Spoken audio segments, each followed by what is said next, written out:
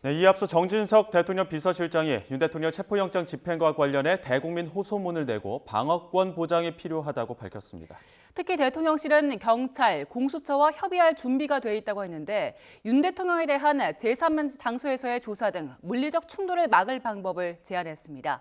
취재 기자 연결합니다. 신유정 기자, 정 실장이 제3의 장소에서의 조사를 제안한 건 윤 대통령 측과 상의한 건 아니라고요? 네, 그렇습니다. 정진석 비서실장은 오늘 아침 6시 10분쯤 대국민 호소문을 냈습니다. 먼저 대통령의 국정 운영을 제대로 보필하지 못해 죄송스럽다면서도 국가기관이 정면 충돌해 나라가 분열되는 것만은 막아야겠다는 절박한 심정으로 국민께 직접 호소드리게 됐다고 밝혔습니다.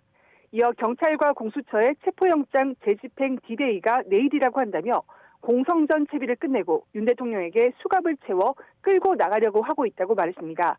특히 마약범죄 수사대원들까지 동원하려 한다며 직무가 중지됐다 해도 여전히 국가원수인 윤 대통령을 마치 남미의 마약 갱단 다루듯이 몰아붙이고 있다고 비판했습니다. 그러면서 윤 대통령에게 특례를 달라고 요구한 게 아니라 우리 국민 누구에게나 공평하게 보장돼야 하는 자기 방어권을 보장해달라는 거라고 말했습니다. 정파적 선동이나 수사기관의 포갑으로 자연인 윤석열의 입을 틀어막아서는 안 된다며 방어권을 충분히 발휘하고 자신의 입장을 설명할 수 있도록 보장해야 한다고 강조했습니다.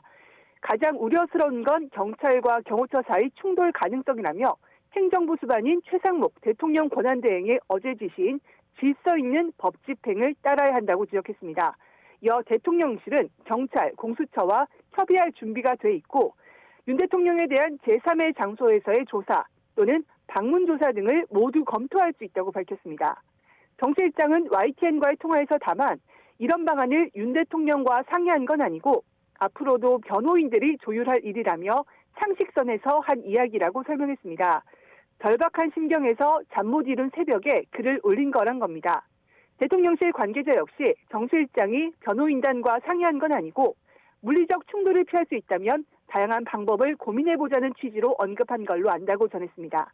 지금까지 용산 대통령실에서 YTN 신윤정입니다.